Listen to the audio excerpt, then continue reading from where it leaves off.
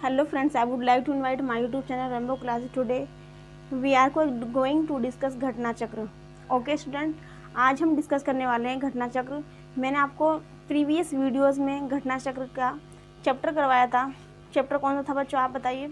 वो चैप्टर मैंने करवाया था. उस चैप्टर के साथ साथ मैंने प्राचीन भारत का इतिहास करवाया था, पाषाण काल.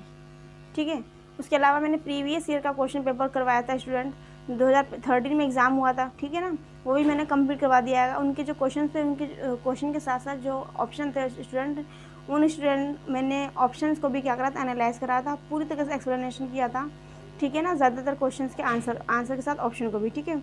अब हम क्या करते हैं, हमने एक तो क्वेश्चन पेपर को हमने क्या करा, सॉल्व करा. इसके साथ साथ हमें क्या करना है, जो हमारा सिलेबस है उसके अकॉर्डिंग हमें सिलेबस की जो चीज़ें उनको भी पढ़ते चलना है. उसके बाद में हम कुछ बीच में हम क्या करेंगे, प्रीवियस ईयर के जो क्वेश्चन पेपर उनको भी सॉल्व करेंगे. ओके. क्योंकि प्रीवियस ईयर के जो क्वेश्चन पेपर उनको सॉल्व करने के साथ साथ हमारे पास उस तरह की नॉलेज होना चाहिए, उसको जो हम बहुत ईजी वे में क्या कहते हैं टिक कर पाएँ, क्वेश्चन के आंसर देखते के साथ पहचान सके. तो हमें क्या करना है, उसके लिए हमें क्या करना चाहिए, हमारे सब्जेक्ट जो है उसकी भी हमें डीपली नॉलेज होना चाहिए. तो हम सब्जेक्ट के ऊपर डिस्कस करेंगे आज. तो हम आज पढ़ेंगे स्टूडेंट संदर्भ सभ्यता. क्या पढ़ेंगे स्टूडेंट, आज हम पढ़ेंगे संदर्भ सभ्यता. इसमें सबसे पहला क्वेश्चन दिया हुआ है कि सिंधु सभ्यता. क्या स्टूडेंट, सिंधु सभ्यता के जो लोग थे, सिंधु सभ्यता के लोगों के लिए एक लोगों के लिए डील वाला बैल था. लोगों के लिए डील वाला बैल. सिंधु सभ्यता की बात हो रही. सिंधु सभ्यता के लोगों के लिए डील वाला बैल था. तो क्या था, एक देशी पशु था, या फिर विदेशी पशु था, या फिर पवित्र पशु था, या फिर बलि का पशु था.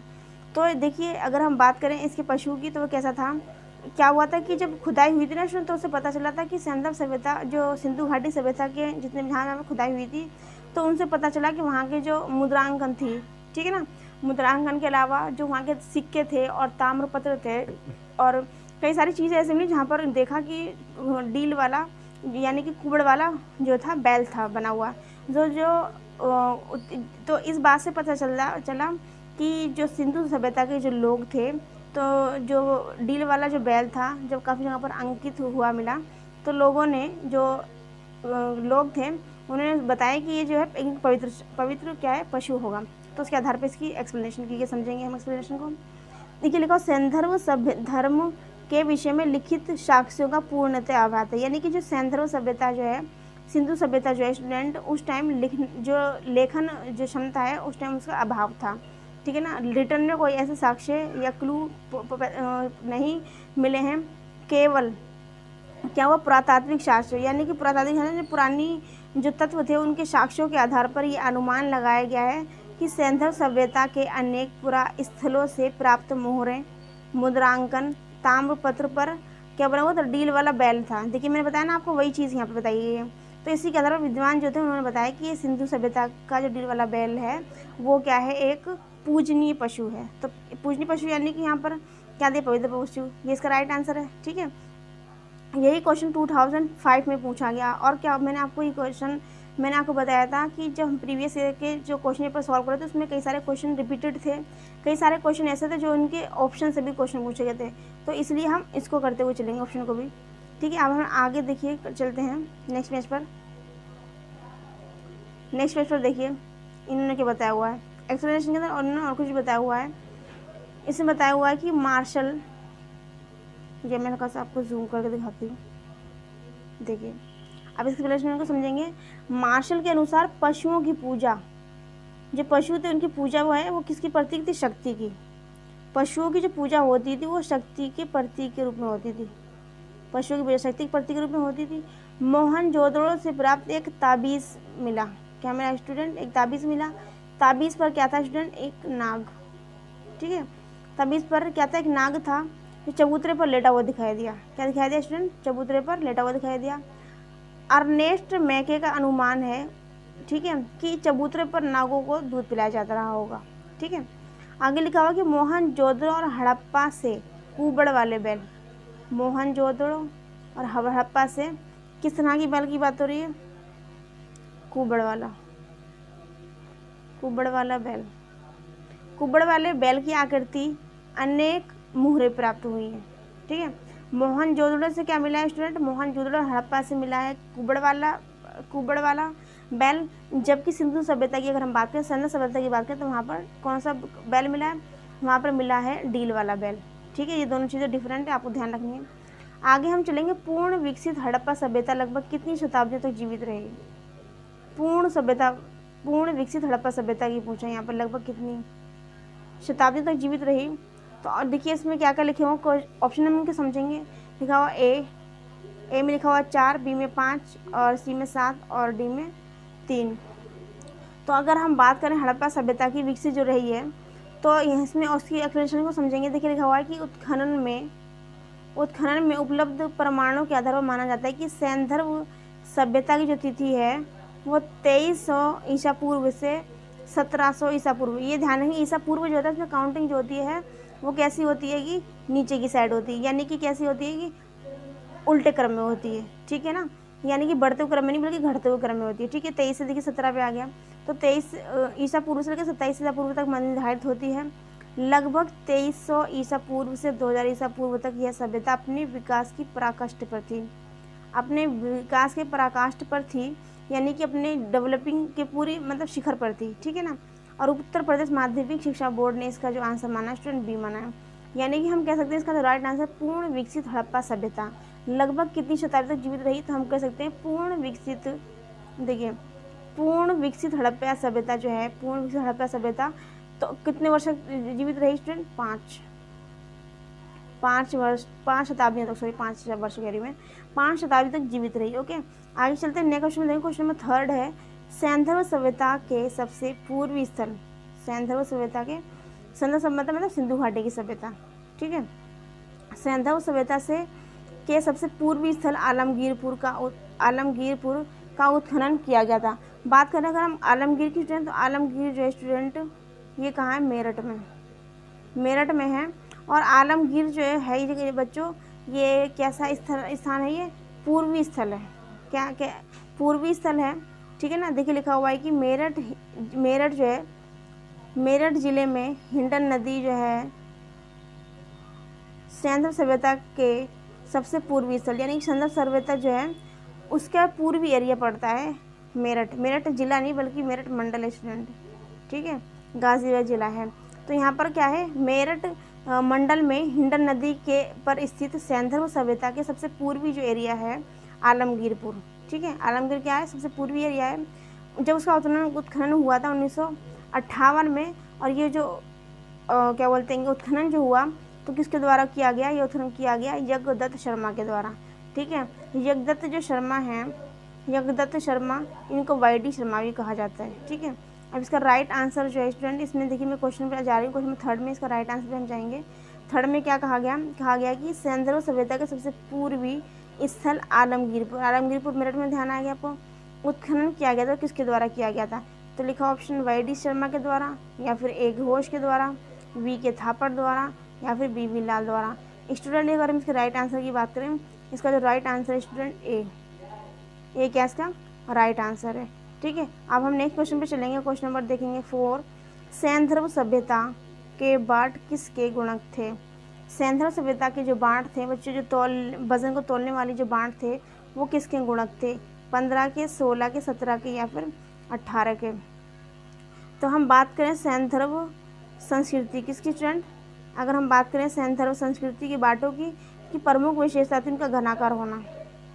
क्या थी उसकी सबसे बड़ी प्रमुख जो विशेषता थी वो क्या थी? उसका घनाकार होना, इसका फीचर्स था।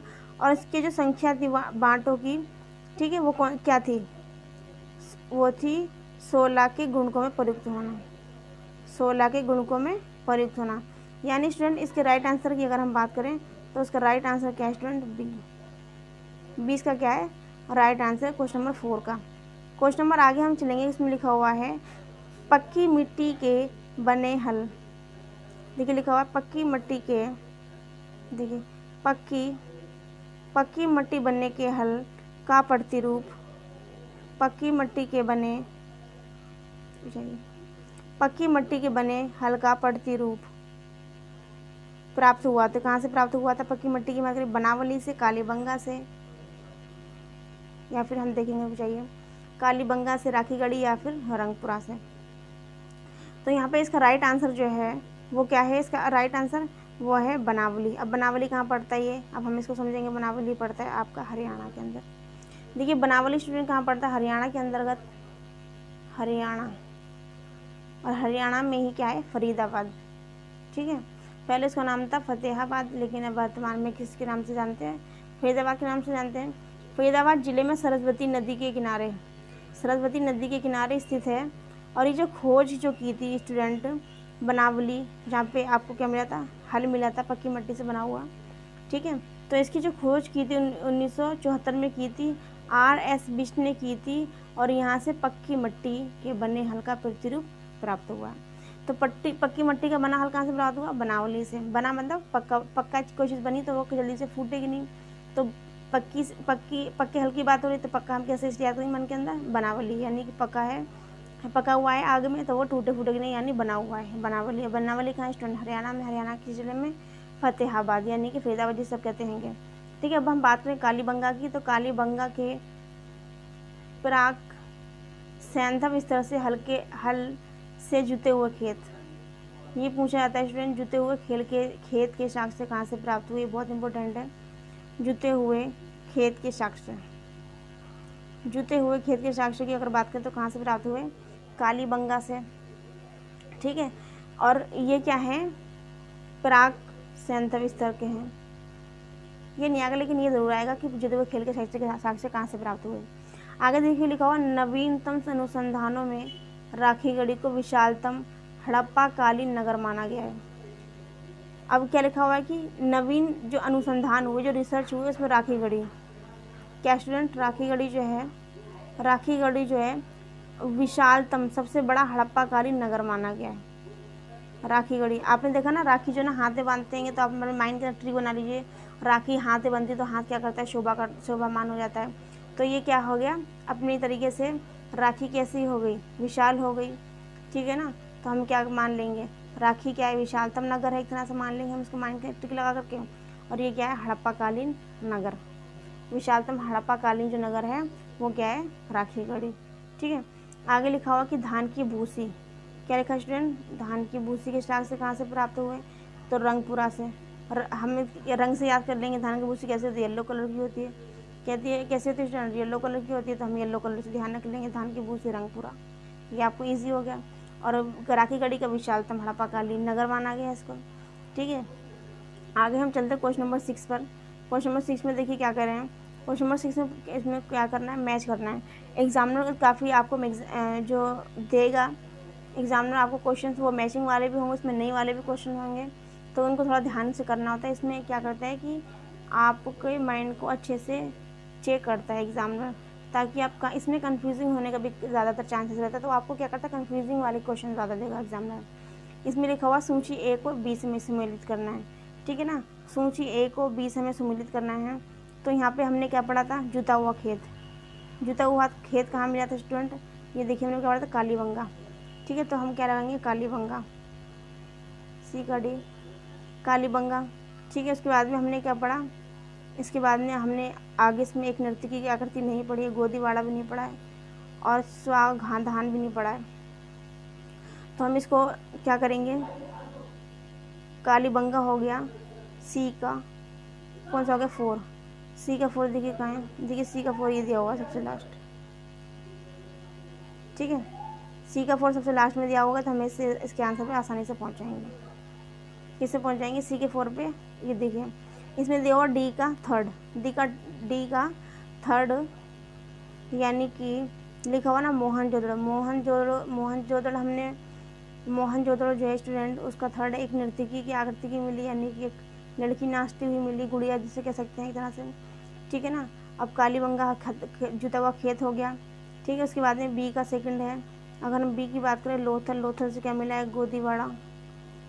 ठीक है, गोदीवाड़ा मिले, और हड़प्पा का ये ए का फर्स्ट हो गया।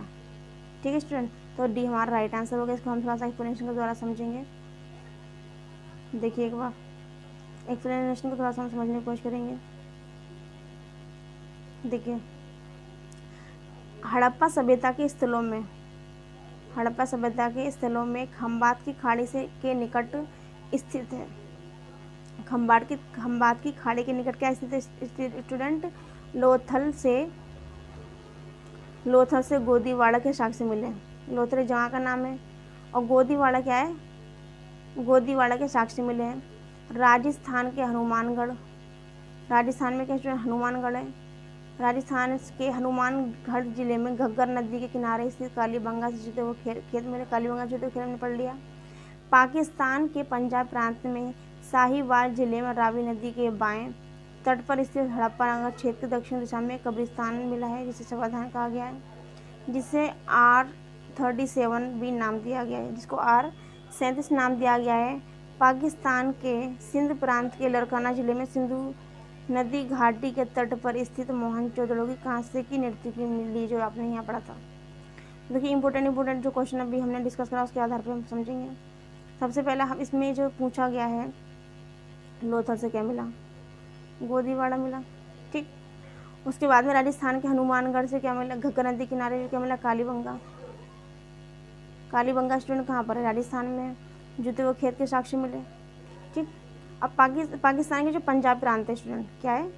पंजाब प्रांत है, वहाँ पे पंजाब में क्या रावी नदी है, तो वहाँ पर बाएं रावी नदी के जो बाएं जो तट है वहाँ पे हड़प्पा नगर है।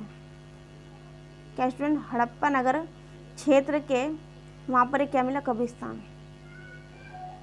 देखिए पंजाब के पाकिस्तान प्रांत में रावी नदी के बाएं तट पे हड़प्पा नगर के वहाँ पर एक क्या मिला स्टूडेंट? दक्षिण एरिया में क्या मिला? कब्रिस्तान मिला, जिसको समाधान बोला गया, जिसको R37 भी बोला गया। ये इंपॉर्टेंट है। आगे बात करें पाकिस्तान के जो पाकिस्तान जो स्टूडेंट वहाँ पे सिंधु प्रांत है, क्या है? सिंधु एक एरिया है, वहाँ पे लड़काना जिला, कौन सा जिला स्टूडेंट? लड़काना जिला है। और लड़काना जिले में क्या है? सिंधु नदी है, क्या स्टूडेंट? सिंधु नदी है। उस नदी के दाहिने तट पे स्थित है मोहनजोदड़ो की कांसे की नर्तकी करने वाली मूर्ति, जो हमने बी में भी पढ़ी थी, ठीक है।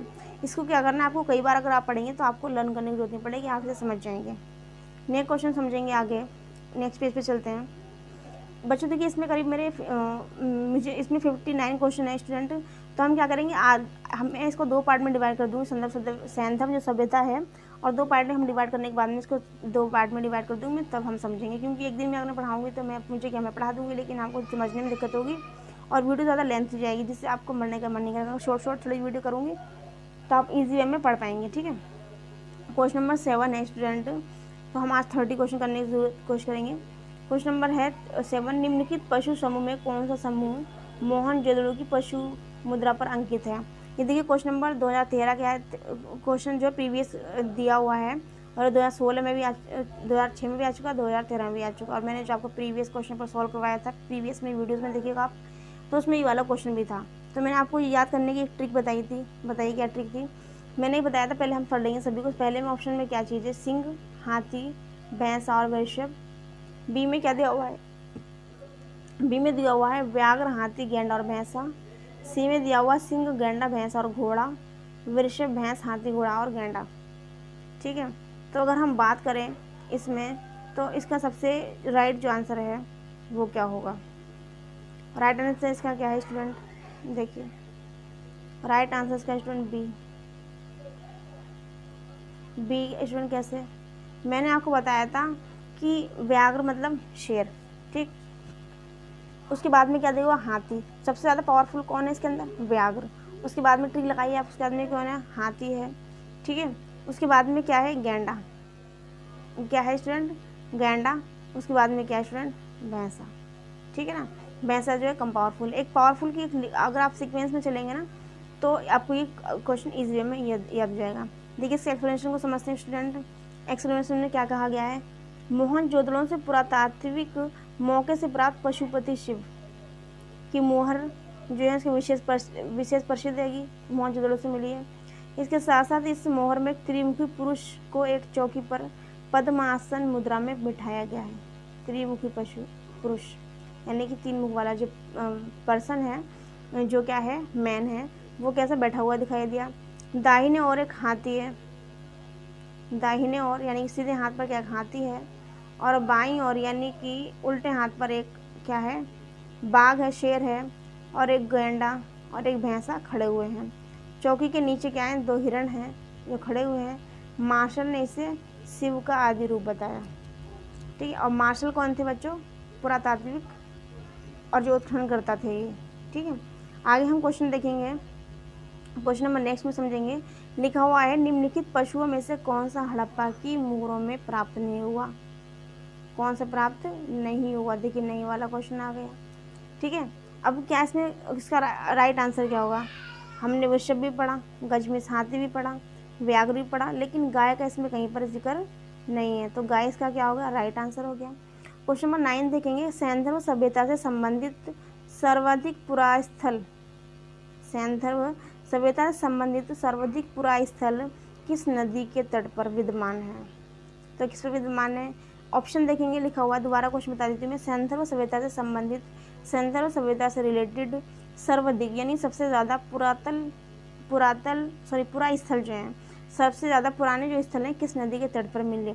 तो लिखा ऑप्शन में ए सिंधु, बी में सतलुज, और सी में घग्गर, और डी में हिंडन। तो right answer student Ghaggar, Ghaggar यानी कि सी इसका राइट आंसर। अब देखिए इसमें एक्सप्लेनेशन को समझेंगे। सैंधव सभ्यता से संबंधित अब तक 1400 पुरास्थलों का पता लग चुका है। सैंधव सभ्यता से 1400 पुरास्थलों का लगभग पता लग चुका है, जिसमें केवल 40 बस्तियां ही सिंधु और उसकी सहायक नदियों पर पाई गई हैं। 40 बस्तियां पाई गई हैं। ठीक है, जिसमें से केवल 40 बस्तियां ही सिंधु और उसकी सहायक नदियों के क्षेत्र में पाई गई हैं, जबकि 1100 बस्तियां लगभग 80% सिंधु गंगा के बीच मैदान में स्थित हैं, जहां कभी घग्गर तो कभी हाकड़ा तो कभी सरस्वती नदी बहती थी। इससे स्पष्ट है कि हड़प्पा सभ्यता का मुख्य जो क्षेत्र है वो सिंधु घाटी नहीं बल्कि सरस्वती तथा उसकी सहायक नदियों का क्षेत्र है। क्या स्टूडेंट?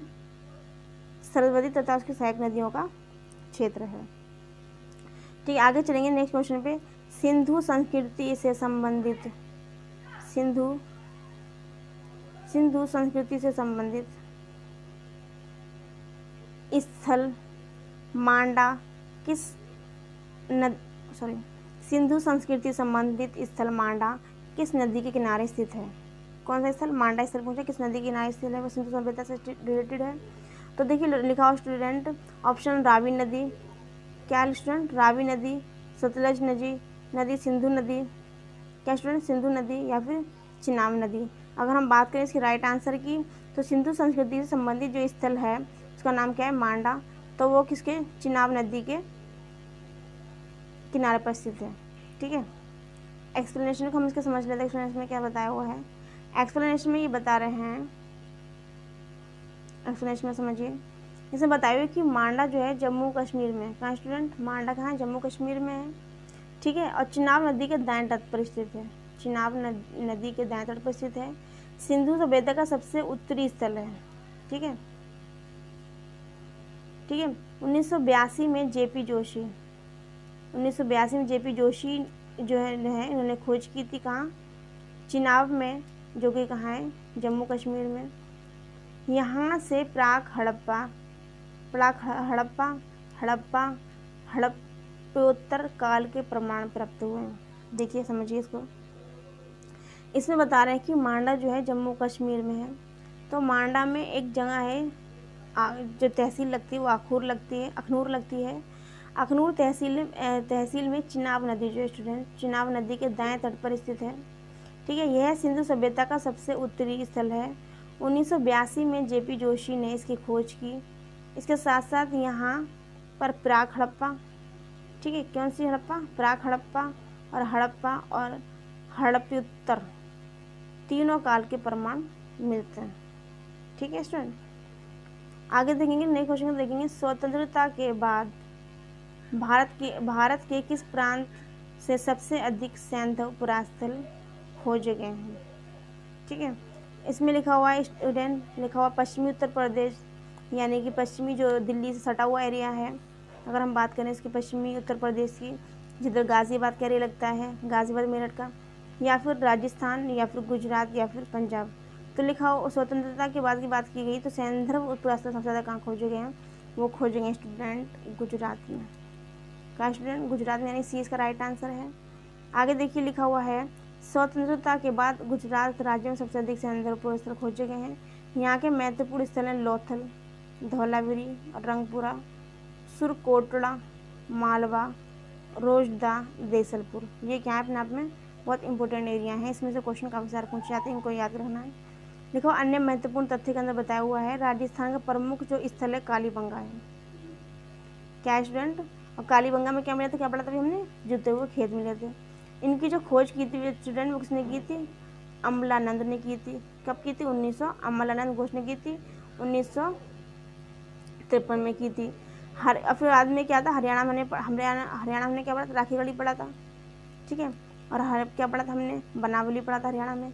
हरियाणा के प्रमुख जो स्थल हैं वो कौन कौन से देखिए? एक तो राखीगढ़ी, हमने क्या पढ़ा था? राखीगढ़ी। राखीगढ़ी में क्या मिला था? हड़प्पा के नगर में सबसे बड़े, ठीक है ना। उसके बाद हमने पढ़ा था बनावली, ठीक है ना, बनावली पढ़ा था। तो बनावली हमने क्या पढ़ा था? हमने बताया था फरीदाबाद के ज़िले में लगता है ये बनावली। उसके बाद है मिथातल और सिसवल, ये क्या है? हरियाणा के प्रमुख स्थल हैं। पश्चिमी उत्तर प्रदेश की अगर हम बात करें, यानी कि जो गाज़ियाबाद का जो एरिया, गाज़ियाबाद मेरठ का एरिया है जिसमें लोनी भी आता है, उसके अंदर क्या है? पश्चिमी उत्तर प्रदेश के अंतर्गत आलमगीरपुर, बड़ा गांव और हुलासा, ये इम्पोर्टेंट एरियाज़ हैं पश्चिमी उत्तर प्रदेश के, जहाँ पे सिंधु सभ्यता के लक्षण मिले हैं या वहाँ पर खुदाई में कुछ चीज़ें मिली हैं। और जब पंजाब की अगर हम बात करें तो पंजाब के जो प्रमुख स्थल हैं उसमें कौन कौन से हैं? रोपड़, बाड़ा, संगोल, ठीक है। ये बहुत इंपॉर्टेंट है, आपको याद रखना है, ठीक है। ट्रिक लगाइए, कुछ भी लगाइए, आपको याद रखना है। आगे देखेंगे, लिखा हुआ सिंधु घाटी की लिपि की सूचना प्राप्त होती है। हमने भी पढ़ा था कि सिंधु घाटी के जो लोग थे वो अनपढ़ थे, उनमें कोई वो पढ़े लिखे नहीं थे। तो इसमें देखिए, इसमें लिखा हुआ है उनकी लिपि, यानी कि प्रॉपर उनके पास क्या थी? भाषा नहीं थी मगर लिपि थी। तो वो लिपि किससे मिलती थी अगर हम बात करें तो देखिए इसमें लिखा हुआ है सिंधु घाटी की लिपि की सूचना प्राप्त होती है। तो देखिए लिखा हुआ है, पहले लिखा आभूषणों में या फिर मूर्तियों से, मोहरों से या खिलौनों से। सिंधु घाटी की लिपि की सूचना मुख्यतः मोहरों से मिलती है, ठीक है। इसके लिए मृदभांडों, कुल्हाड़ियों और ताम्र पट्टिकाओं पर लिपियों के प्रमाण मिले हैं। सिंधु लिपि में लगभग 64 मूल चिन्ह थे। 400 से लेकर 500 तक चित्राक्षर थे, यानी कि चित्रों के द्वारा, एक्सप्रेशन द्वारा समझा जाता है किसी चीज़ को, इसको बोलते हैं पिक्टोग्राफ। चित्राक्षर को पिक्टोग्राफ बोलते हैं, इंपॉर्टेंट है, अपना ध्यान रखेंगे। इसकी लिखावट क्रमशः जो थी दाएं से बाएं होती, जैसे कि अब हम क्या करते हैं, दाएं से बाएं ओर लिखते हैं, यानी कि सीधे से उल्टे तरफ लिखते हैं। तो अब उस टाइम पर भी सीधे से उल्टे की साइड लिखा जाता था, ठीक है ना। दाएं सीधे से उल्टे की side, right hand to left side लिखा जाता था। तो उस टाइम भी और इस टाइम भी इसमें कोई डिफरेंस की बात नहीं है। बस इसमें क्या था? पिक्चरों के द्वारा लिखा जाता था। और इसमें क्या था? 64 जो चिन्ह थे। यहाँ पे सिंधु घाटी की बात हो रही है। और सेंथव की सभ्यता की अगर बात करें तो उसमें बताते हैं सेंथव सभ्यता में कि वहाँ पर लिखित के प्रमाण नहीं मिले, और यहाँ पर लिपि की बात की गई है, ना कि भाषा की। ओके, आगे देखिए स्टूडेंट, आगे इन्होंने दिया हुआ है वह संदर्भ पुरा स्थल जहाँ झूकर झांगर संस्कृति विकसित हुई है। झूकर झांगर संस्कृति, ये 2003 में क्वेश्चन आया। तो लिखा हुआ है सुरकोटड़ा, चहुंदड़ो, लोथल या फिर कालीबंगा। तो इसके राइट आंसर की बात करें तो इसका राइट आंसर स्टूडेंट बी, यानी कि चहुंदड़ो में झूकर झांकर संस्कृति के प्रमाण मिलते हैं, ठीक है स्टूडेंट। आगे देखेंगे, इतना इंपॉर्टेंट नहीं, ठीक है। आगे चलेंगे क्वेश्चन नंबर 14 पर। क्वेश्चन 14 में देखेंगे क्या कह रहे हैं। क्वेश्चन 14 में कहा हुआ है एक विकसित, थोड़ा सा जूम कर लेती हूँ। क्वेश्चन 14 में कह रहे हैं कि एक विकसित जल प्रबंधन का साक्ष्य प्राप्त हुआ है। तो कहाँ से प्राप्त हुआ स्टूडेंट? हड़प्पा से, मोहनजोदड़ो से, लोथल से या धौलागिरी से। तो अगर बात करें एक जल प्रबंधन की जो प्रॉपर वे में बढ़िया तरीके से था तो वो कहाँ हुआ था स्टूडेंट? धौलागिरी में। तो देखिए इसका राइट आंसर स्टूडेंट धौलागिरी। समझते हैं एक्सप्लेनेशन में। धौलागिरी से एक विशाल जलाशय मिला है, एक बड़ा तालाब मिला है जिसका जो आकार था 80.4 था, 4 मीटर था, और 12 इसमें गुणा किया हुआ था, ठीक है ना। और इसकी जो गहराई थी, यानी कि ये इसकी लंबाई और चौड़ाई के बारे में बात की गई है। 80 से लेकर लंबाई और 12 मीटर इसमें दी हुई है, लंबाई चौड़ाई मिला के जो भी था इसका। इसमें लिखा हुआ है जो इसकी गहराई थी 7.5 मीटर थी, और इसमें 2,50,000 घन पानी जमा हुआ था और इसकी एक अपने आप में अद्भुत क्षमता थी। धौलागिरी के जो निवासी थे एक उन्नत जल प्रबंध व्यवस्था से परिचित थे। ये लोग बांध बनाकर जलाशयों में पानी संग्रहित करते थे। इस तरह का ये प्राचीनतम साक्ष्य ये प्राप्त हुआ। उस टाइम का सबसे बड़ा ये क्या था स्टूडेंट, जलाशय था। ठीक है, तो आपको क्या करना है, एक विकसित जल प्रबंधन की बात की है तो कहाँ मिला स्टूडेंट, धौलावीरा में। ठीक है, और आगे क्वेश्चन नंबर 15 पे चलते हैं स्टूडेंट। सिंधु सभ्यता का प्रसिद्ध नगर हड़प्पा स्थित है। सिंधु सभ्यता का प्रसिद्ध नगर हड़प्पा स्थित कहाँ पर, सिंधु नदी के तट पर, रावी नदी के तट पर, गंगा नदी के तट पर या फिर सरस्वती के तट पर। ठीक है, तो इसका राइट आंसर है स्टूडेंट रावी। हमने पढ़ा था अभी सिंधु घाटी सभ्यता का प्रसिद्ध नगर हड़प्पा रावी नदी के तट पर है, तो 20 का राइट आंसर है। इसको समझेंगे। हड़प्पा पाकिस्तान के पंजाब प्रांत में साहिवाल जिले में रावी नदी के बाएं तट पर स्थित है। दोबारा समझ लेंगे स्टूडेंट। देखिए इसमें हड़प्पा जो है पाकिस्तान के पंजाब प्रांत में साहिवाल जिले में रावी नदी के बाएं तट पर स्थित है। ठीक है, अब इसमें तो बहुत सारी और भी एक्स्ट्रा फैक्ट बताए हुए हैं। सिंधु नदी के तट पर स्थित नगर हैं कौन कौन से, एक तो मोहनजोदड़ो और चहुंदड़ो और कोट दीजी। मोहनजोदड़ो, चहुंदड़ो और कोट दीजी गए सिंधु नदी तट पर स्थित नगर हैं। ठीक है, इसके अलावा सिंधु नदी सभ्यता का कोई स्थल गंगा नदी के तट पर स्थित नहीं है। ये ध्यान रखना आपको, गंगा नदी के पर कोई भी नहीं है। गंगा नदी के तट पर सिंधु सभ्यता का कोई भी स्थल नहीं है। ये अपने आप में बहुत ही ज़्यादा इम्पोर्टेंट है। मेरा हिट कर लाइन कर देती हूँ। सिंधु सभ्यता का कोई भी स्थल गंगा नदी के तट पर स्थित नहीं है। आगे देखो पश्चिम उत्तर प्रदेश, यानी कि जो गाजीपुर और मेरठ का एरिया, पश्चिम उत्तर प्रदेश में सैंधव सभ्यता सैंधव स्थल जो है आलमगीरपुर और हुलासा तथा बड़ा गांव स्थित है। ठीक है स्टूडेंट, ये हमारे 15 क्वेश्चन थे। इन 15 क्वेश्चन को मैंने इन क्वेश्चन को हमने क्या करा, सोल्व करने की कोशिश की। आगे जो हमारे 30 क्वेश्चन नहीं, 30 क्वेश्चन करना है, अभी तो हमारे 15 ही हुए हैं। चलिए आगे देखते हैं। आगे लिखो मोहनजोदड़ो के महान स्नानगार की खोज किसने की, तो किसने की, ऑप्शन में दिया हुआ है मार्शल में, माधव स्वरूप वत्स ने, आर.डी. बनर्जी या फिर कन्निंघम ने की।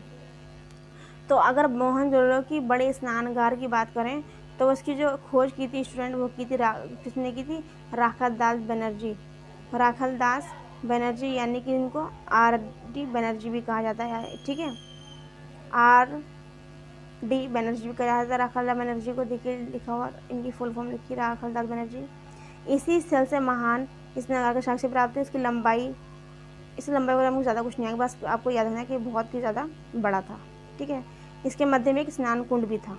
ठीक है, यानी कि स्नानगार के अलावा एक कुंड भी था।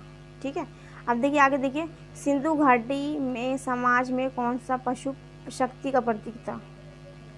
सिंधु घाटी समाज में कौन सा पशु जो था शक्ति का प्रतीक था, तो वृषभ, घोड़ा या फिर सिंह या फिर गज। ठीक है, तो देखिए आज के टाइम की अगर हम बात करें तो जाहिर है हम लोग कहेंगे कि भाई सबसे ज़्यादा से पावरफुल वो सिंह है, यानी कि शेर है। ठीक है ना, उसके बाद में क्या है, गज, घोड़ा, जो कुछ भी हम कहेंगे। लेकिन उनके मुताबिक सिंधु सभ्यता की बात की तो इसमें क्या राइट आंसर इसका ए, यानी कि वृषभ इसका राइट आंसर है। सिंधु घाटी सभ्यता के लोगों के मुताबिक जो पावरफुल जो पशु था वो कौन था, वृषभ। आगे देखेंगे क्वेश्चन नंबर 18 को समझेंगे। क्वेश्चन नंबर 18 में क्या दिया हुआ, 18 में कह रहे हैं कि भारतीय उपमहाद्वीप के किस भाग में हड़प्पा संस्कृति का उदय हुआ। हड़प्पा संस्कृति का जो उदय हुआ भारतीय उपमहाद्वीप में कहाँ हुआ, तो पूर्वी उपमहाद्वीप में या पश्चिमी या फिर उत्तर पश्चिमी या फिर दक्षिण पश्चिमी। तो उसके राइट आंसर की बात करें तो उत्तर पश्चिमी। हड़प्पा संस्कृति का उदय कहाँ हुआ, उत्तर और पश्चिमी में। ठीक है, पश्चिम एरिया ये लगे मेरठ की ये सब चीज़ें। ठीक है, और लिखा हुआ है, देखिए क्वेश्चन को समझते हैं। भारतीय उपमहाद्वीप के उत्तर पश्चिमी भाग में हड़प्पा संस्कृति का उदय हुआ। हड़प्पा संस्कृति के उदय का पता हड़प्पा स्थल के उत्खनन से चला। हड़प्पा के टीले का सबसे पहले 1826 में चार्ल्स मेसन ने उल्लेख किया। किसने स्टूडेंट, चार्ल्स मेसन ने क्या क्या उल्लेख किया हड़प्पा के टीले का 1826 में। इसके बाद जनरल कनिंघम 1853 में, फिर 1873 ईस्वी में इसका सर्वेक्षण कर पूरा वस्तुएं यानी कि पुरानी जो वस्तुएं थी वो प्राप्त की गई। इसके अलावा इनमें और भी फैक्ट दिया हुआ है। 1912 में जेएफ फ्लीट ने हड़प्पा स्थल से प्राप्त की गई सामग्रियों पर रॉयल एशियाटिक सोसाइटी द्वारा प्रकाशित पत्रिका में एक लेख प्रस्तुत किया है। ठीक है, उसके बाद बस अपने को क्या करना है, एक चीज़ और नीचे वाला पॉइंट पढ़ लेते हैं। हड़प्पा सभ्यता के 400 केंद्रों को खोजा जा सका है, जिसमें से 80% स्थल जो है सरस्वती और उसकी सहायक नदियों के आसपास है। अभी हमने क्या पढ़ा था, गंगा के आसपास कोई भी सिंधु घाटी सभ्यता का नहीं है। ठीक है, हमने पढ़ा था ना अभी, तो सरस्वती और उसकी सहायक नदियों के पास है 80% हड़प्पा सभ्यता का जगह। ठीक है, आगे हम क्वेश्चन को समझेंगे। नेक्स्ट क्वेश्चन को, सैंधर्व सभ्यता ज्ञात हुई है। तो सैंधर्व सभ्यता कहाँ से ज्ञात हुई है? अभिलेखों से, साहित्य से, उत्खनन से या फिर सिक्कों से। सैंधर्व सभ्यता की बात की तो हमने पहले क्वेश्चन में पढ़ा है उत्खननों के द्वारा पता चला, तो राइट आंसर सी हो गया। क्वेश्चन नंबर 20 पे जाएंगे। हड़प्पा का आरंभिक उत्खनन किसके द्वारा किया गया है? हड़प्पा का आरंभिक उत्खनन यानी कि सबसे पहले जो उत्खनन किया गया था हड़प्पा का, किसके द्वारा किया गया था? पहला ऑप्शन देखेंगे, R.D. बनर्जी, दयाराम साहनी, मैके या फिर मार्टिमर। ठीक है, तो हड़प्पा की आरंभिक खोज की और बात की गई तो उसका राइट आंसर है क्या है बच्चों? दयाराम साहनी। दयाराम साहनी जो थे स्टूडेंट, हड़प्पा का आरंभिक उत्खनन इनके द्वारा किया गया था। ठीक है, नेक्स्ट 21 समझेंगे। सिंधु घाटी के निवासियों का किस धातु का ज्ञान नहीं था? किसका ज्ञान नहीं था? सोने का, चांदी का, लोहा का या फिर तांबा का? सिंधु घाटी का लोगों को जो जिसका ज्ञान नहीं था वो था स्टूडेंट्स लोहा। लोहा का जो स्टूडेंट अगर हम बात करें ज्ञान की, तो वैदिक काल के लोगों को इसका ज्ञान आ पाता है, वैदिक काल में जाकर इसका ज्ञान लोगों को आता है। ठीक है, आगे हम समझेंगे क्वेश्चन नंबर हमें 9 और क्वेश्चन समझना है, देखेंगे नेक्स्ट पेज पर। देखिए इसमें थोड़े से फैक्ट दिए हुए हैं, इसको समझेंगे। देखिए लिखा हो, सिंधु घाटी के निवासियों को लोहे का ज्ञान नहीं था। हड़प्पावासी कांसे के निर्माण और प्रयोग से भली भांति परिचित थे। कांसा जो था स्टूडेंट, ये भी क्वेश्चन आता है, कांसा किससे मिलकर बनता है? बड़ा ही इंपॉर्टेंट क्वेश्चन अपने आप में, बहुत इंपॉर्टेंट है स्टूडेंट। कांसा किससे मिलकर बनता है? तो कांसा किससे मिलकर स्टूडेंट बनता है? देखिए मैं लिख देती हूँ यहाँ पर, कांसा जो है किससे मिलकर बनता है? तो किससे? टीन प्लस तांबा, टीन प्लस तांबे से मिलकर क्या बनता है? कांसा। कांसा किससे मिलकर बनता है स्टूडेंट? कांसा किससे मिलकर बनता है? कांसा तो टीन और तांबा जब मिलेगी तब क्या बनेगा स्टूडेंट? कांसा बनेगा। ठीक है स्टूडेंट, आगे हम देखते हैं स्टूडेंट, एक्सप्लेनेशन से ये फ़ायदा होता है। आगे देखिए हम चलेंगे, लिखा हुआ है कि तांबा तैयार किया जाता है। इसके अतिरिक्त हड़प्पावासी सोना चांदी से भी परिचित थे, मगर किससे परिचित नहीं थे? देखिए सोना चांदी से भी परिचित थे, उस टाइम पर भी सोना चांदी था, लेकिन क्या उस टाइम नहीं था? लोहा। ठीक है, आगे पर देखेंगे, हड़प्पावाई लोग लकड़ी के हल्लों का प्रयोग भी करते हैं। तो देखिए लकड़ी के हल्लों का प्रयोग, ये भी क्वेश्चन आ सकता है कि लकड़ी के हल्लों का प्रयोग कब किया गया? तो हड़प्पा काल में किया गया। फसल काटने के लिए पत्थर के हंसियों का प्रयोग होता था। हड़प्पा काल में फसल काटने के लिए किसका यूज़ होता था? हंसी होते थे, पत्थर के बने हुए। हड़प्पावासी चांदी ईरान तथा अफगानिस्तान से मंगाते थे। अफगानिस्तान और ईरान से क्या आती थी? चांदी आया करती थी, हड़प्पावासी मंगाया करते थे। सोना जो था स्टूडेंट दक्षिण भारत यानी कि कर्नाटक से आता था और अफगानिस्तान से आता था। ठीक है, सोना कहाँ से आता था स्टूडेंट? दक्षिण भारत से आता था, कर्नाटक से और अफगानिस्तान से आता था, ये आपको याद रखना है। और चांदी जो थी अफगानिस्तान से आती थी। और फसल काटने के लिए हंसिया कैसा होता था? हंसिया पत्थर का बना होता था। और लकड़ी के उस टाइम हल का यूज़ किया जाता कहाँ? हड़प्पा काल की सभ्यता में। क्वेश्चन नंबर 22 पे हम जाएंगे। हमारे पास सिर्फ 8 क्वेश्चन बचते हैं एक्सप्लेन होने के लिए, बाकी हम इसको ये जो आज की वीडियो यहीं इसको हम क्लोज कर देंगे। ठीक है, 22 को अगर हम देखें, मांडा का पुरातात्विक स्थल जो भारत की सीमा के अंतर्गत हड़प्पा संस्कृति के बीच हड़प्पा संस्कृति के सबसे उत्तरी छोर को चिन्हित करता है, किस नदी पर स्थित है। दोबारा क्वेश्चन हम देखेंगे। मांडा पुरातात्विक स्थल जो भारत की सीमा के अंतर्गत हड़प्पा संस्कृति के सबसे उत्तरी छोर पर आता है, यानी कि जहाँ से हड़प्पा संस्कृति का उत्तरी छोर है वहाँ पर मांडा का पुरातात्विक स्थल है। तो वो किस नदी के तट पर आता है, ये सिर्फ इतना क्वेश्चन पूछा गया है। लिखा हुआ झेलम, चिनाब, घग्गर या फिर सिंधु। तो राइट आंसर इसका क्या है स्टूडेंट, चिनाब। चिनाब जो है मांडा का पुरातात्विक स्थल है जो भारत की सीमा के अंतर्गत हड़प्पा संस्कृति के सबसे उत्तरी छोर को चिन्हित करता है और ये चिनाब नदी पर स्थित है। ठीक है, इसके बारे में हम देखेंगे, फैक्ट को हम पढ़ लेते हैं। ठीक है, हड़प्पा संस्कृति के स्थलों में सबसे दक्षिणी में दैमाबाद है। तो दैमाबाद कहाँ पर है स्टूडेंट, दक्षिणी में। हड़प्पा संस्कृति के स्थलों में सबसे दक्षिणी में दैमाबाद है जो 1400 किलोमीटर दूर गोदावरी के तट पर स्थित है। गोदावरी के तट पर क्या स्थित है स्टूडेंट, दैमाबाद। ठीक, और दैमाबाद किससे रिलेटेड है, हड़प्पा संस्कृति से, और ये कैसा दक्षिणी स्थल है। इसका सबसे पश्चिमी स्थल जो है वह दाशक नदी के किनारे सुतकोदड़ा है। सुतकोदड़ा कौन सा है, पश्चिमी स्थल है। दक्षिणी स्थल दैमाबाद है हड़प्पा का। ठीक है, और इसके पूर्वी स्थल की बात करें, किसके, हड़प्पा कालीन पूर्वी स्थल की बात करें तो नदी हिंडन नदी के किनारे है आलमगीरपुर। आलमगीरपुर हमने क्या पढ़ा था अभी, मेरठ में। कहाँ पढ़ा था स्टूडेंट, मेरठ में पढ़ा था हमने। ठीक है, आगे हम देखेंगे कौन सी सिंधु घाटी सभ्यता की सबसे प्रमुख विशेषता है। सिंधु घाटी सभ्यता की सबसे प्रमुख विशेषता क्या है, तो देखिए क्या विशेषता है। पहले लिखा हुआ अर्थव्यवस्था, बी में धार्मिक जीवन, और सी में नगर योजना, और आगे लिखा हुआ है सामाजिक जीवन। तो सिंधु घाटी सभ्यता की जो फीचर्स था वो क्या था, वो था नगर योजना। ठीक है, अब हम समझें नगर योजना को थोड़ा सा। देखिए, सिंधु घाटी सभ्यता की सबसे प्रमुख विशेषता नगर योजना थी। हड़प्पा के नगर जाल की तरह व्यवस्थित थे। नगर जो थे हड़प्पा के वो जाल की तरह व्यवस्थित थे। तदनुसार सड़कें एक दूसरे को समकोण पर काटती थी। ये देखिए अपने आप में बहुत इंपॉर्टेंट है, ये आता है कि सड़कें कैसी थी, समकोण पर, त्रिकोण पर, इस तरीके से। तो सड़कें जो थी स्टूडेंट समकोण पर काटती थी।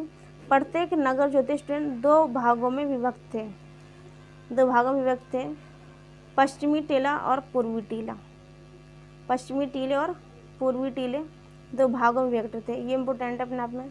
देखिए क्या है, पश्चिमी टीला और पूर्वी टीले की बात करें, और सड़कें क्या थी, एक समकोण पर दूसरे को काटा करती थी, और नगर जो थे जाल की तरह व्यवस्थित थे, और दो भागों में क्या थे, एरिया को डिवाइड किया हुआ था, एक तो पश्चिमी टीला, पूर्वी टीला। ठीक है, अगर हम आगे फैक्ट की बात करें तो लोथल, सुतकोतड़ा अलग अलग दो टीले नहीं थे। लोथल और सुतकोतड़ा जो थे स्टूडेंट वो अलग अलग जो है टीले नहीं थे, बल्कि संपूर्ण क्षेत्र एक ही रक्षा प्राचीर से घिरे हुए थे। मतलब कि दोनों जो है उनके आसपास क्या थी, बहुत ऊंची ऊंची प्राचीर दीवारें थी जो उनकी रक्षा किया करती थी। और आगे देखिए लिखा हो, चहुंदड़ो मात्र एक ऐसा नगर था जो दुर्गीकृत था। दुर्गीकृत मतलब जहाँ पे दुर्ग बने होते हैं, यहाँ पर कोई दुश्मन अटैक नहीं कर सकते। चहुंदड़ो एक ऐसा एरिया था। और धौलावीरा जो होता है स्टूडेंट, उसको 3 भागों में बांटा गया था। इंपॉर्टेंट अपने आप में इसको याद रखिएगा कि धौलावीरा जो है कितनी भागों में बांटा हुआ, क्योंकि अभी हमने इससे पहले 2 पढ़ा है। तो एग्जाम में कंफ्यूज करने के लिए आपको ऑप्शन में 2, 3 कई सारे दिखा। तो हमने यहाँ पर क्या, सिंधु सभ्यता के जो एरिया थे वो 2 भागों में विभक्त थे, पश्चिमी टीला, पूर्वी टीला, और धौलावीरा जो था ये 3 भागों में बटा हुआ था। ठीक है, आगे देखेंगे क्वेश्चन नंबर 24 में लिखा हुआ है, 24 में देखिए लिखा हुआ है, कौन हड़प्पा संस्कृति का स्थल है जहाँ से फारस की खाड़ी की मुद्रा उत्खनन से प्राप्त हुई है। कौन हड़प्पा संस्कृति का एक स्थल है जहाँ से फारस की खाड़ी की मुद्रा जो है खुदाई से प्राप्त हुई है। इसका राइट आंसर देखिए क्या है, लोथल, कालीबंगा, मोहनजोदड़ो, धौलावीरा। तो क्या है इसका राइट आंसर, लोथल। लोथल एक हड़प्पा कालीन संस्कृति का एक स्थल है जहाँ से फारस की खाड़ी की मुद्रा जो है खुदाई में प्राप्त हुई। ठीक है, अगर हम बात करें फारस की खाड़ी की, तो एक समुद्री व्यापार हुआ करता था यहाँ पर फारस की खाड़ी में, और यहाँ से फारस की खाड़ी से क्या हुआ था, मुद्रा मिली थी उत्खनन में।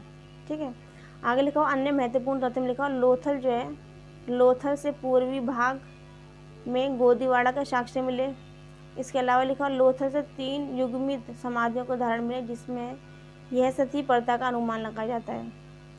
युग्मित समाधियों के उदाहरण मिले, युग्मित 3 युग्मित समाधियों के उदाहरण मिले, ये इसका आंसर। ये देखिए थोड़ा सा इंपॉर्टेंट है, इसको देख लीजिएगा। क्वेश्चन नंबर 25 में लिखा लोथल और चहुंदड़ों का सर्वाधिक महत्वपूर्ण उद्योग क्या था। तो लोथल और चहुंदड़ों की बात हो रही है कि सर्वाधिक महत्वपूर्ण उद्योग कौन था। पहले लिखा हुआ जहाज निर्माण, दूसरा लिखा हुआ मन का उद्योग, मन का मतलब ज्वेलरी के प्रोडक्शन से बात की गई इसमें। तीसरा दिया हुआ हथकरघा या फिर वस्त्र उद्योग, और डी में दिया हुआ धातु क्रम उद्योग।